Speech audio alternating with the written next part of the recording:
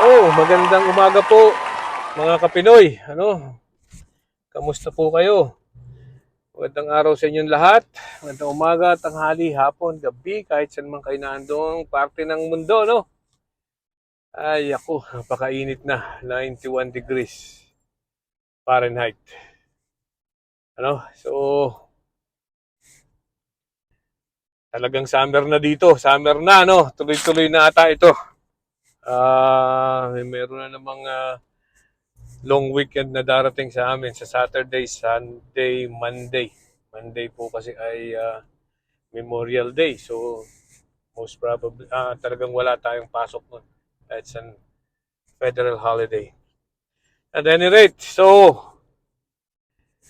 pag-usapan natin, meron ako napanood. Pinanood ko po ng buo ang interview ni Karen Davila, ni Miss Karen Davila kay Mayor, Banban Mayor Alice Lialgo.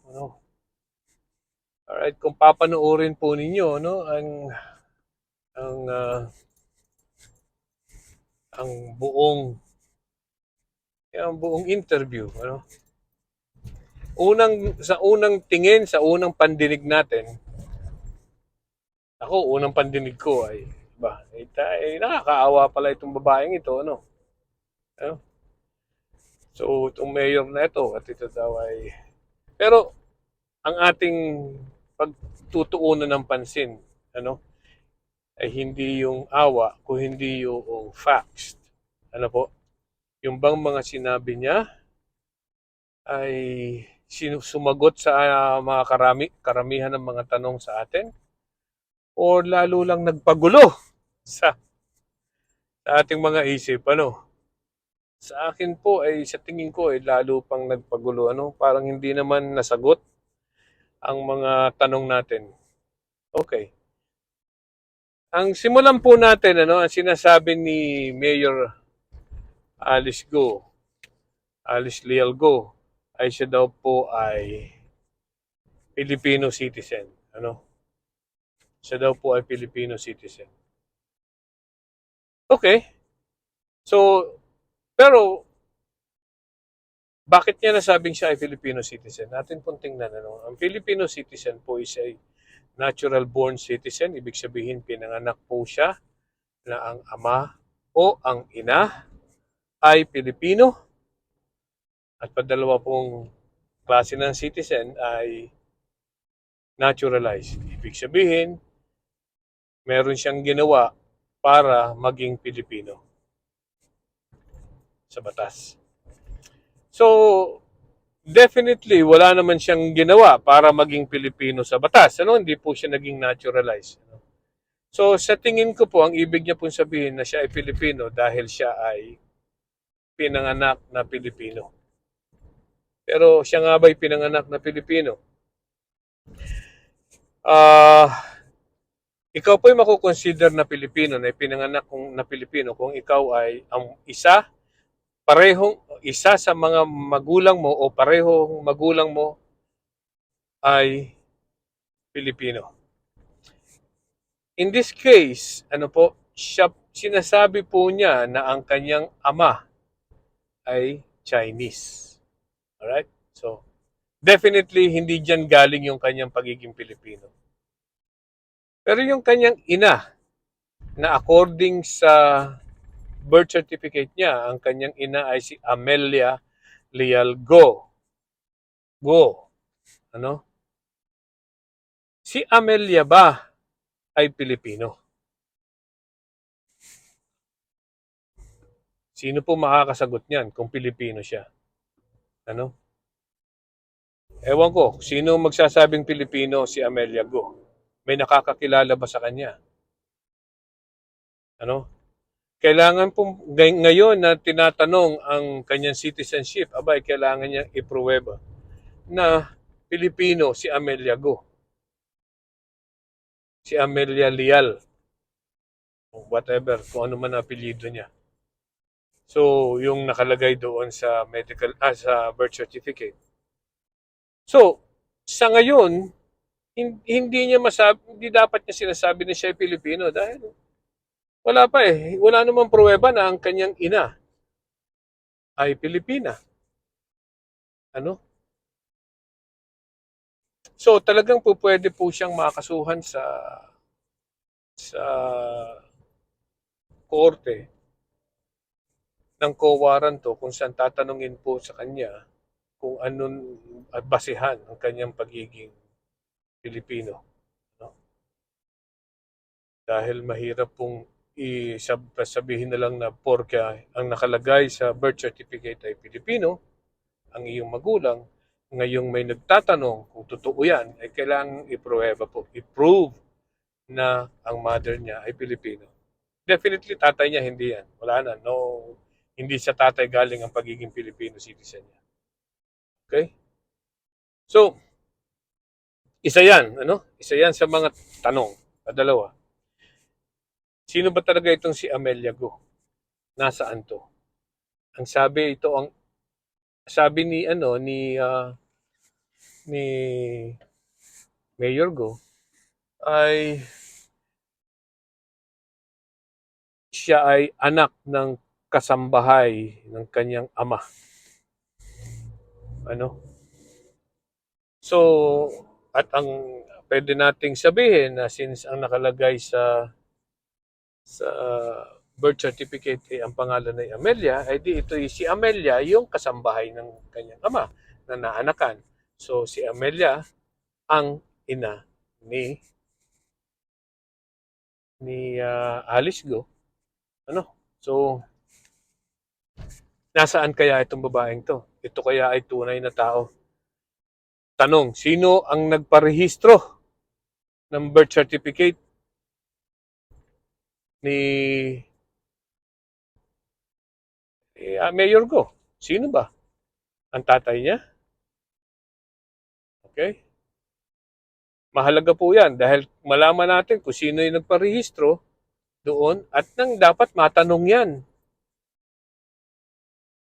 kung nasaan ang kanyang ina ni Alice Go. Ano? At kung totoo na yun ang tunay na ina, alam niyo po yan, yung pagpaparehistro ng bata ay under oath yan. Ano? Okay. Patatlo, isa pang tanong. Bakit? Bakit itinatago siya? Bakit itinatago bakit itinago si Alice Lealgo? Dahil anak ng kasambahay?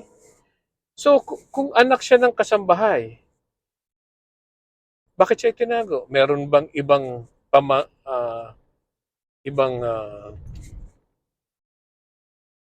pamilya itong kanyang tatay? Tandaan po natin, sabi ni Alice Go doon sa hearing sa Senado na meron siyang half-brother na nasa China. So, nasa China yun. Ano? Talagang nag-iisip ako bakit kailangang itago ng ganun katagal si Mayor Alice Go ng kanyang ama.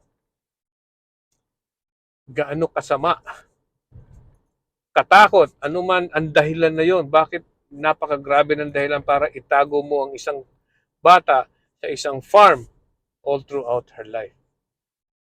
Child life. Bakit hindi ipinag-aral? Right? Pilipino naman yan. Anak ng kasambahay, so what? Anong talagang kinatatakot ng kanyang ama? Ano? Yung mga tanong na yan po ay kailangan nating masagot, ano? Okay? So,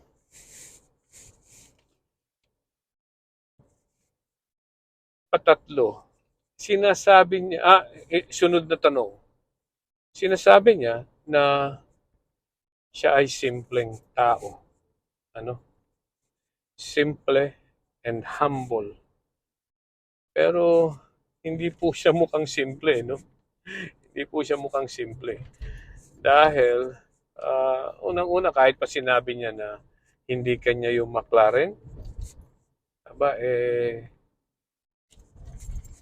tataka tayo bakit according sa mga balita diyan sa customs, ano, noong 2020, merong isang nakapagpadala ng McLaren sa Pilipinas, yung ganong klaseng sasakyan. Iisa lang yon.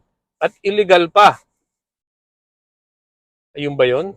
So, paano niya napapunta, o paano na, sino yung kinuhanan ng ganong sasakyan? At illegal. Ano? Nahiniram niya ng ganon-ganon lang. Right? So, merong siyang chopper. Ano? Hindi siya simple eh. Mahal ho ang chopper. Right? Ang sinasabi niya, totoo, kanya ang chopper. Pero, aba, paano niya na, ganon siya kayaman. Ano? Hindi siya simple. Ano? Okay? So,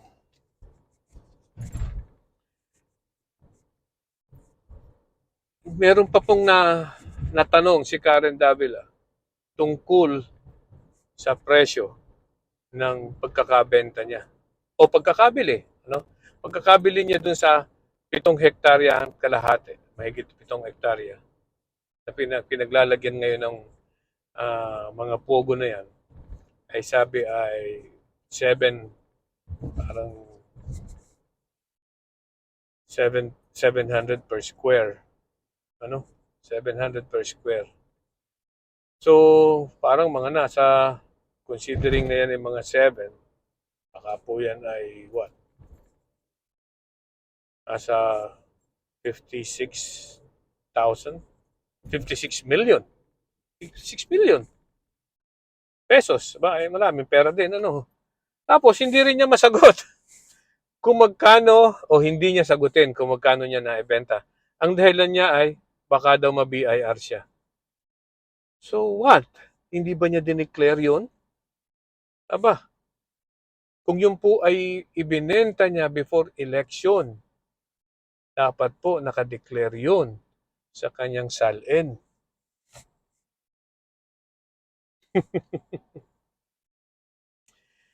Alright, so yung pang mga tanong na yan ay lalong nagpagulo sa ating sa mga isipan natin, ano. But one thing is clear. One thing is clear. Hindi siya simpleng tao, ano? At one the clearest is siya po ay kaugnay sa Hongsheng, ano, gaming, yung unang pogo na raid last year. Siya po ay kaugnay doon dahil sa mga papeles sinasabi na siya ang nag-apply ng what we call this, ano nga yun? I don't remember. Letter of no objection. Yun. Siya ang nag-apply para sa pogo na Hongsheng. Okay? Sa batas po at sa rules of evidence, yan pong ganyang documentary evidence is the best evidence. Ano? Hindi basta madidisprove yan, lalo na kung yung dokumento na yan ay public knowledge or public document. Ano? So, malalaman natin, ano? At talaga namang meron daw investigasyon yan bukas sa Senado sa Senate hearing na naman, follow-up. So, sana magkaroon ulit tayo ng mga panibagong linaw dito, ano? Pero sabi ko nga, sa interview ni Karen Davila, mukhang lalong mas marami pang tanong kaysa sagot, no? Mas dumami pa lalo ang question natin. Okay? So, tingnan po natin. At itong po ating subaybayan itong kwentong ito dahil kung totoo na ang isang mayor na katulad nito na bigla na lang lumabas sa banban, ano? Ito nga pala isa pang tanong, ano? Bakit niya naisipang tumakbo bilang mayor? All of a sudden, ano? Sino ang nagpatakbo sa kanya? Right? Meron yan. Kung siya ay simpleng tao, ang simpleng tao po hindi ganyan mag-isip eh. Right? Meron pong nagpatakbo sa kanya, yun po ang nakakatakot. Sino ang nasa likod niya? Ha? Sino? Sino ang tumulong sa kanya? Remember, independent siyang tumakbo noong siya tumakbo bilang mayor, pero nanalo. So, sino ang nasa likod niya? Hindi po basta-basta ganyan niya mananalo. Alam po natin ang politika sa Pilipinas. Ano? So, tingnan natin. Malaman natin. Ano, I'm still giving her the benefit of the doubt. At sana nga ay mapaliwanag niya ng maayos ang ating mga ang mga agam-agam ng mga Pilipino. Ano? So, maraming salamat po. Antabayan natin yung yung questions and hearings sa Senado bukas. If I'm not mistaken, that is tomorrow, Wednesday. Today is Tuesday here. Okay? So, magandang araw po ulit sa inyong lahat. Bye-bye.